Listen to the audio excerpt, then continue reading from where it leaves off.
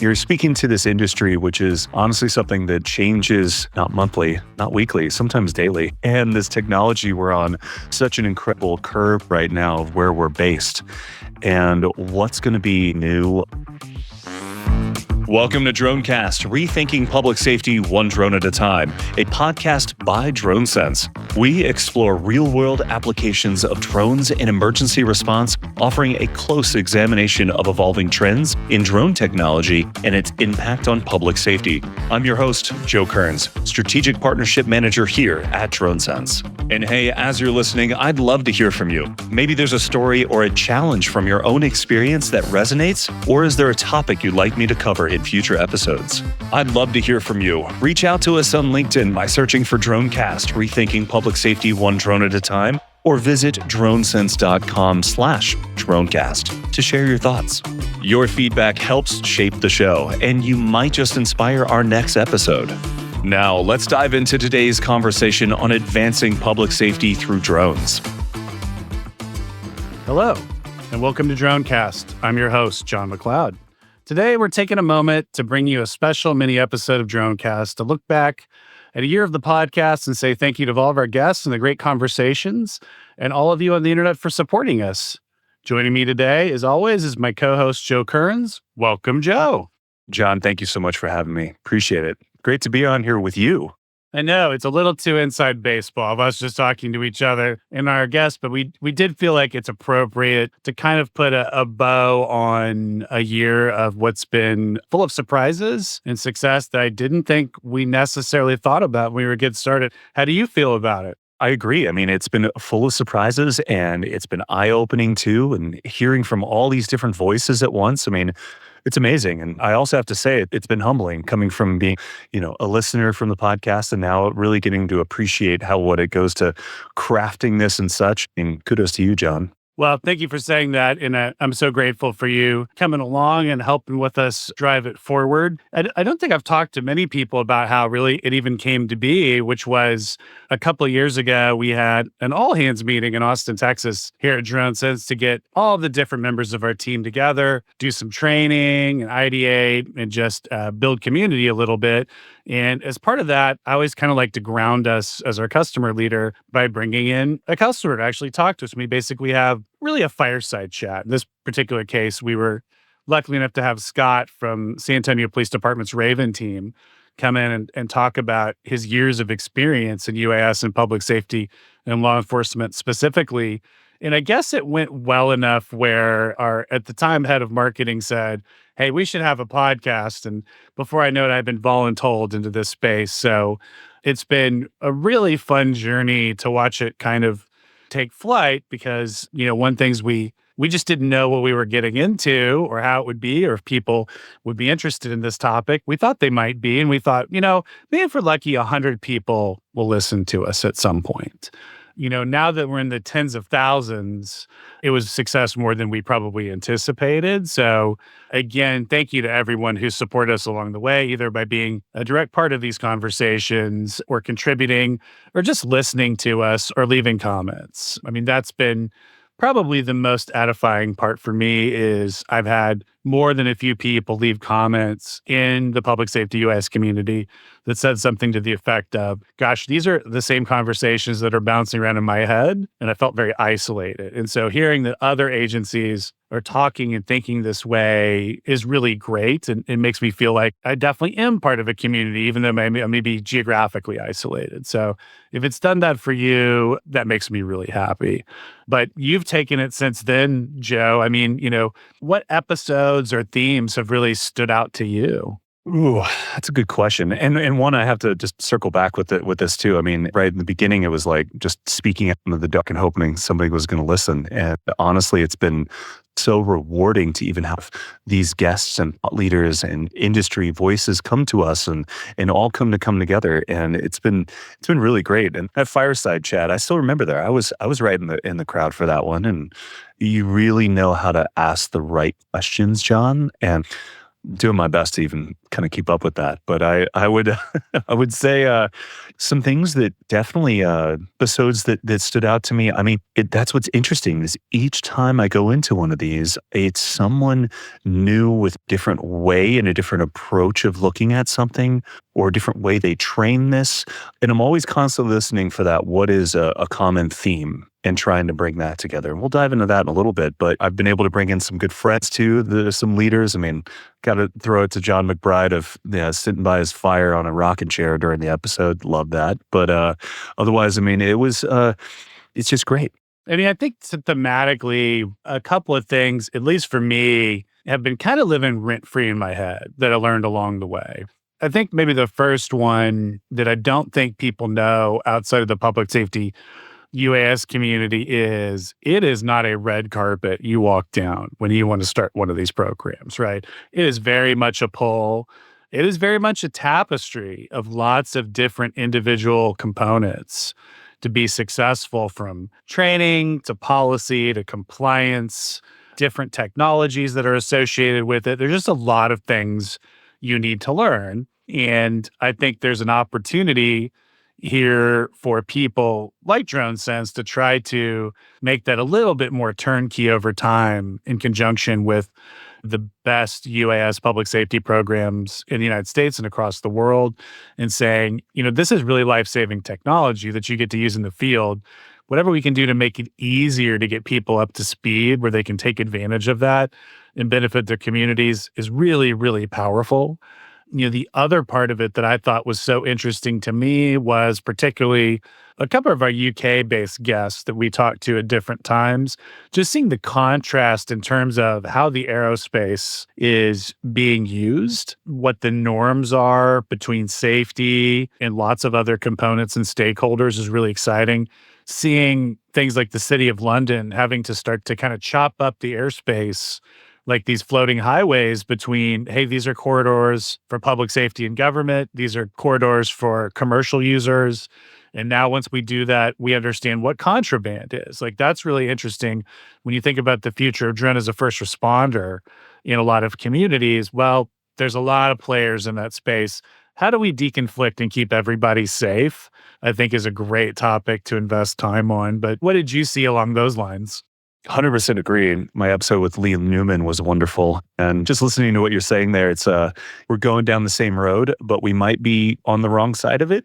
Like one's driving on left and one's driving on the right, or both on the right, but we're all still getting to the same direction, right? Which has really been interesting. And hearing individuals in the UK and so on and across the pond, all about these aha moments that brought this technology and concepts and drone programs and brought it into their agency, and hearing it from all different perspectives has just been awesome. And it's been a great moment to be able to listen to this and talk through it with a lot of them.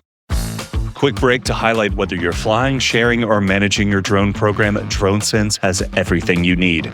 It's hardware agnostic, so it works with a variety of drones, sensors, and other hardware, giving you ultimate flexibility. And with the ability to collaborate across agencies securely, DroneSense helps you scale from one drone to 100 plus, supporting you in everything from routine calls to disaster response.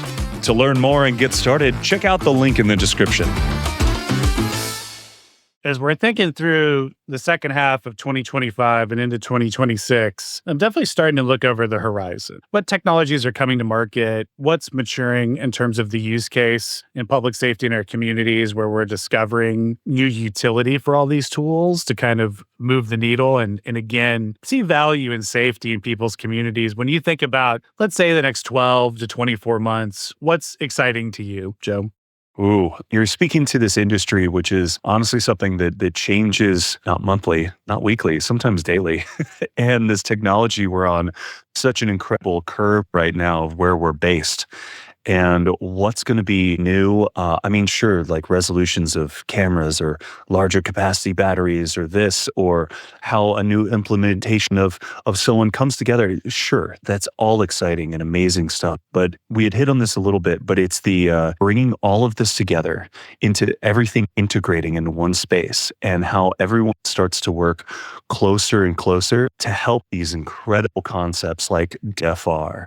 And we can go down the rabbit hole of all the different ways and so on, from tactical to this to that.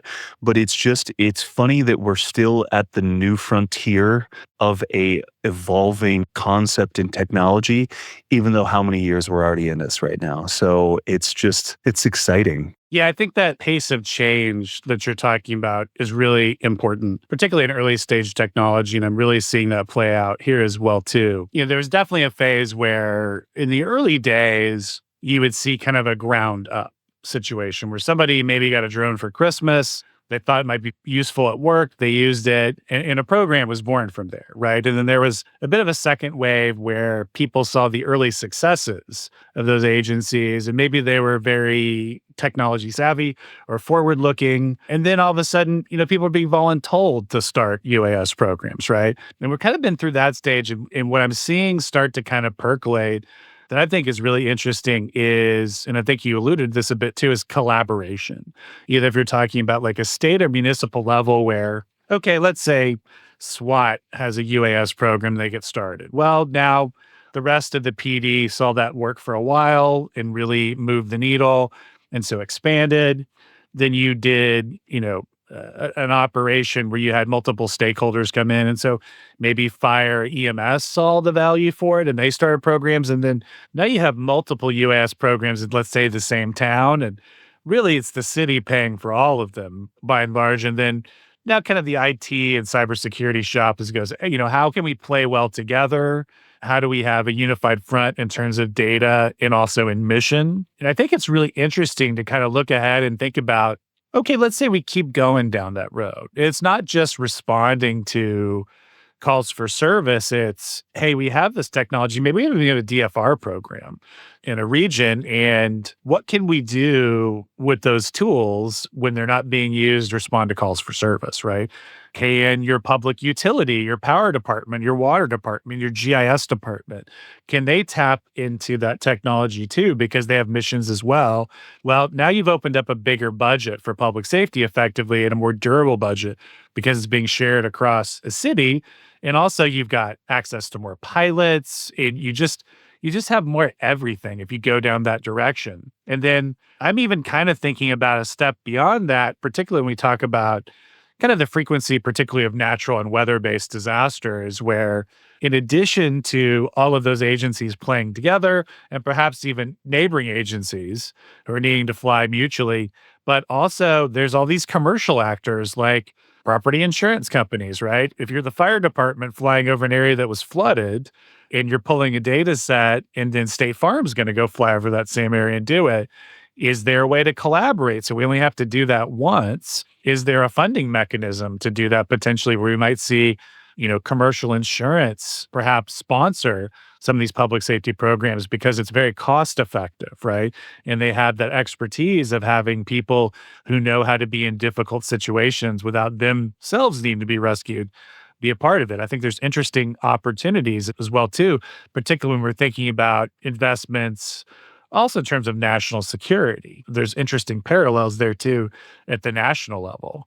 I'm really interested in kind of tracking how that shakes out. And I think it's really interesting as we move forward. But I'm curious what you think about that, Joe. It's really interesting. And honestly, it's, you have all these people going in like maybe the same direction and on the same path. Why can't we all walk it together? And something that has been such a common theme I've been able to pull from these episodes and all of it in general too is sense of community that needs to happen and all of us bringing this together because just like you're saying, like this, like fire has this, EMS has all of it. why can't they all, like, there's a way that it all could come together.